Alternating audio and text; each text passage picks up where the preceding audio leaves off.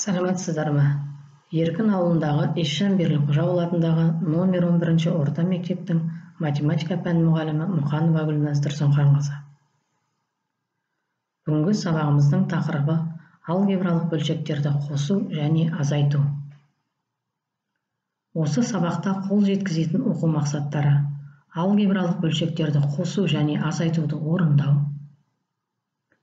бағалау критерийлері, алгебралық бөлшектерді қосудың, азайтудың алгоритмін қолданады, қысқаша көбейту формулаларын пайдаланып, өрнектерді ықшамдай алады, өрнектердің мәнін таба алады. Сабақтың тақырыбы мен мақсатын айқындау үшін өткен сабаққа шолу жасап кетейік. Бөлімдері бірдей алгебралық бөлшектерді қосу үшін алымдарын қосып, бөлімін өзін жазып қоямыз. Бөлімдері бірдей алгебралық бөлшектерді азайту үшін алымдарын азайтып, бөлімін жазып қоямыз. Бөлімдері әртүрлі алгебралық бөлшектерді қосу үшін бірінші бөлшектің алымына екінші бөлшектің бөліміндегі мәнді көбейтіп, оған екінші бөлшектің алымындағы мәнге бірінші бөлшектің бөліміндегі мәнді көбейтіп қосамыз, бөлшектің бөлімін көбейтінді түрінде жазамыз. Тура сол сияқты бөлімдері бірдей алгебралық бөлшектерді азайтқан кезде бірінші бөлшектің алымына екінші бөлшектің бөліміндегі мәнді көбейтіп, одан екінші бөлшектің алымындағы мәнге бірінші бөлшектің бөліміндегі мәнді көбейтіп азайтамыз, бөлшектің бөлімін көбейтінді түрінде жазамыз. Міне балалар, біз сендермен есімізге түсіріп алдық. Ары қарай кім жылдам әдісі бойынша ауызша тапсырманы орындап көрейік.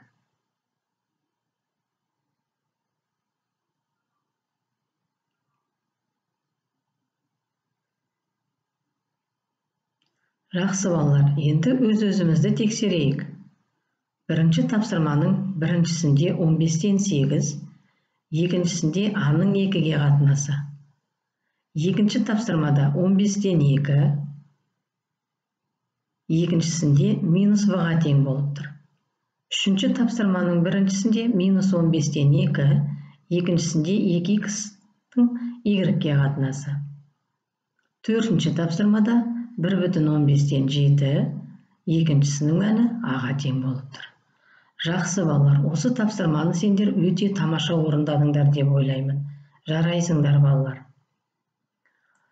Енді келесі тапсырманымызды орындап көрейік. Бірінші тапсырма бөлімдері бірдей алгебралық бөлшектерді азайтуға беріліп тұр. Екінші тапсырма бөлімдері әртүрлі бөлшекті қосуға беріліп тұр. Кәне орындап көрейік.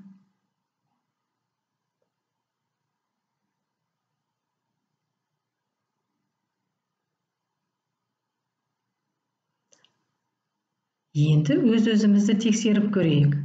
Бірінші тапсырмада бізде алгебралық бөлшектерді азайту керек. Бөлімдері бірдей алгебралық бөлшектерді азайту үшін алымдарын азайтып, бөлімін өзін жазып қоямыз.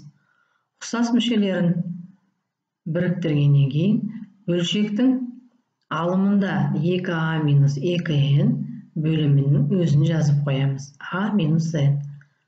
Ортақ көбейткішті жақшаның сыртына шығарсақ, 2А минус n бөлімінде А минус n-нің өзін жазып қоямыз. Алымы мен бөлімінде тұрған бірдей өрнекті қысқартқан кезде өрнектің мәні 2-ге тең болып тұр. Енді екінші тапсырмаға қарайық. Бөлімдері әртүрлі алгебралық бөлшектерді қосу үшін ортақ бөлімге келтіреміз. Ортақ бөліміміз бұл жерде m плюс n болып тұр. Бірінші бөлшекке m плюс n-ді көбейтетін болсақ, онда бізде қысқаша көбейту формуласы бойынша m квадрат минус n квадратты беріп тұр. Яғни екі өрнектің квадраттарының айырымы. Бөлімдері бірдей алгебралық бөлшекті шығарып алдық. Енді оны ары қарай орындау үшін бөлшектің алымдарын қосып, бөлімін өзін жазып қоямыз. Минус n квадрат пен плюс n квадрат қарама-қарсы таңба болғандықтан олар жойылып кетеді. Сонда өрнектің мәні m квадрат бөлу m плюс n-ға тең болып тұр. Жақсы балалар, егер де сендерде осы тапсырмалар дұрыс болса, өз-өзімізге отшашу жасап қояйық. Жарайсыңдар балалар. Сабағымызды қорытындылай келе, мені тап әдісі бойынша бос орында қалып қалған сөздерді тауып жазайық.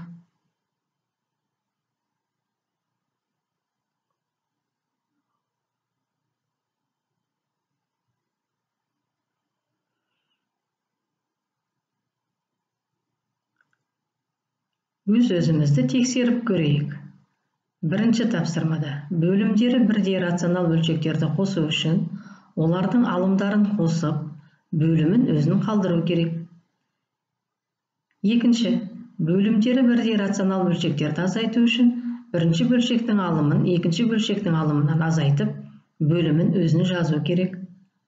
Үшінші, бөлімдері әртүрлі рационал бөлшектерді қосу үшін оларды ортақ бөлімге келтіріп, сонан соң бөлімдері бірдей бөлшектегі сияқты қосамыз. Төртінші, бөлімдері әртүрлі рационал бөлшектерді азайту үшін оларды ортақ бөлімге келтіріп, сонан соң бөлімдері бірдей бөлшекті азайту сияқты орындаймыз. Жақсы балалар, бұл тапсырманы сендер барлықтарың дұрыс орындады деп ойлаймын. Тамаша, жарайсыңдар балалар. Сабағымызды соңында кері байланыс беріп кетейік. Бүгінгі сабақта не ұнады? Бүгінгі сабақта нені білдік? Бүгінгі сабақта нені үйрендік? Бүгінгі сабақта нені қайталадық? Бүгінгі сабақта нені түсіндік? Бүгінгі сабақта бізді не таңғалдырды? Жақсы балалар, осымен біздің сабағымыз аяқталды. Сау болыңдар.